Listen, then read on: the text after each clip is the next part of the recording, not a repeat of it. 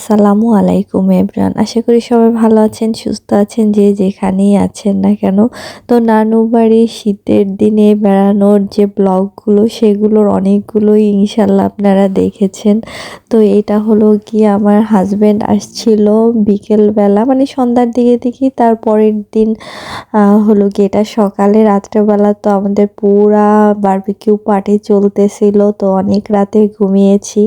তো সকালে একটু লেট করে উঠেছি। তো এই হলো গিয়ে জামাইয়ের নাস্তা, আর এখানে আমরা গণহারে নাস্তা করতেছি।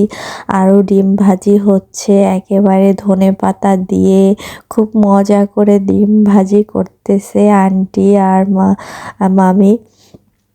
তো সবাই মিলে আসলে নাস্তা নাস্তা তৈরি করা এগুলো দেখতে খুব মজা লাগতেছে, যে আমরা কাজিনরা বসে নাস্তা করতেছি। আর মামা এদিকে মাছ আনছে, দেশি মুরগি, সেটাও কোটা ঠোটা হয়ে গেছে। সব কিছু মিলে খুবই জমজমাট। ভিতরের গ্যাসের চুলায়ও রান্না হচ্ছে, বাইরেও বড় চুলা মানে তৈরি করে বসায় দিচ্ছে। মাটির চুলা আছে, বাট ওটা অত বেশি ভালো অবস্থায় নেই। তাই আম্মু মামা বলতেছে সামনের যে উঠান ওইখানেই চড়ায় দেই রান্না বান্না। তো এখানে হলো গিয়ে পোলাও রান্না করছে, এখন হলো গিয়ে দেশি মুরগি সুন্দর করে রান্না করা হবে। তো এখানে রান্না রান্না করার রাঁধুনি সবাই, আমার মামাতো ভাই, মামা, আম্মু, মানে যে যেখান থেকে পারতেছে সে আইসাই রাঁধুনি হয়ে যাচ্ছে, নাড়ানাড়ি করতেছে। আর আম্মু সব কিছু মানে হলুদ মরিচ যেগুলো মশলা সেগুলো দিয়ে দিচ্ছে, এখন আবার ছোট মামা নাড়ানাড়ি করতেছে। আর চারদিকের এত সুন্দর পরিবেশ, এই সুন্দর পরিবেশে হালকা হালকা শীতের ভিতরে রান্না বান্না করার মজাই আলাদা। আর এই গ্রামের বাড়িতে দেশি মুরগি ঝোল ঝাল ঝাল একদম মাথা নষ্ট টেস্ট আসে। আসলে গ্রামের সব কিছুই আলাদা। তো এইখানে আবার ভিতরে রান্না হচ্ছে গরুর মাংস, মামি আর ছোট আন্টি রান্না করতেছে, সাথে ডাল। তো সবই মোটামুটি হচ্ছে। এইখানে আবার আমি বাইরা ভিতর এগুলো দেখতেছি। মামি আর আম্মু কি কি যেন করতেছে, রান্না মোটামুটি শেষ।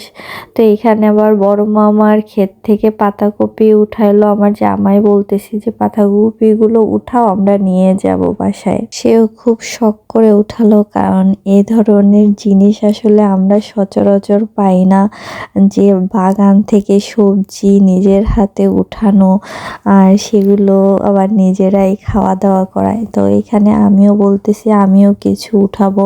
তো মামা বলতেছে তোমরা অনেক বেশি বেশি করে উঠাও, কারণ এগুলো নিয়ে যাবা তোমরা।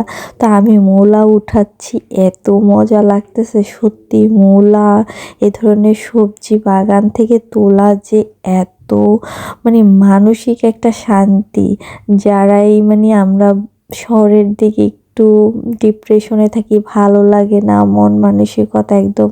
তো তারা যদি এই ধরনের ক্ষেত খামারে গিয়ে এইসব শাকসবজি তোলা, শাকসবজি দেখা, আসলে মন রিফ্রেশ করার জন্য এর থেকে ভালো আর হতে পারে না। তো আমি আবার ফুলকপিটাও তুলে নিচ্ছি। বাজারে যে পরিমাণ সবজিতে কেমিক্যাল প্রয়োগ করা হয়, তার থেকে নিজেদের মানে চাষ করা সবজি, ফলমূল এগুলো খাওয়া যে কি উপকার, কি যে ভালো, যা বলার মতো না। তো আমরা অনেকগুলো তুলে নিচ্ছি, কারণ বাসায় নিয়ে যাব। তো এইখানে আবার নানুকে একটু হাঁটানোর জন্য নিয়ে আসছিলাম। তো আমার হাজবেন্ডকে দেখে সে আবার খুব পরিমাণে খুশি হয়। তো সবাই মিলে একটু হাঁটাহাঁটি করতেছিলাম। তো এর ভিতরে বড় মামাও চলে আসছে। তো ভালোই লাগতেছে, আমরা একটু এইখানে স্মৃতি রেখে দিচ্ছি যে আবার কবে আসবো। নানু তো বয়স হয়ে গেছে, তো জানি না কে কখন কোন সময় দুনিয়া থেকে চলে যাই, আমরা তার জন্য একটু স্মৃতিগুলো রেখে দিলাম। তো সবাই মিলে এখানে আড্ডা দিতেছি, গল্প করতেছি। তো একটা ভ্যান নিয়ে আসছিল মামা, বাইরে কাজ করাইতেছিল। তো সেই ভ্যানের উপরে আমি আবার বসেছিলাম। তো খাওয়া দাওয়ার পরে এখন আমরা দুপুরের পরের দিকে আমি আর আমার হাজবেন্ড চলে যাচ্ছি বাইকে করে। আম্মু আর আরও টুকিটাকি 2-1 জন তারা পিছনে আসতেছে। মামা আর ছোট খালামণি থাকবে 2-4 দিন। তো আমি মনে হয় জীবনের ফার্স্ট বাইকে করে নানাবাড়ি থেকে বরিশাল শহরে চলে আসতেছি। তো আমরা চলে আসছি, খুব তাড়াতাড়ি করে চলে আসছে আমার হাসব্যান্ড। তো এখানে ফেরিঘাটে এসে আমরা একটু ওয়েট করতেছিলাম ফেরির জন্য। তো ফেরিও চলে আসছে, ফেরিতে আমরা উঠে পড়েছি। তো ফেরি এখন ঘাট দেবে, তারপরে ওই পারে গিয়ে একদম সোজা টান দিয়ে বাসায় চলে যাব। সব পিচ্চিগুলাকে রাইখা আসছি, ভালোও লাগতেছে না, আবার আমারও নিজেরও টায়ার্ড লাগতেছে। মনে হচ্ছে যে বাসায় যেয়ে লম্বা 4-5 ঘন্টার একটা ঘুম দেব, নয়তো একদমই মরে যাব। শরীরের অবস্থা একদমই ভালো না, প্রচণ্ড জার্নি হয়েছে, প্রচণ্ড হইহুল্লা হয়েছে, তার জন্য লং একটা রেস্টের দরকার আছে।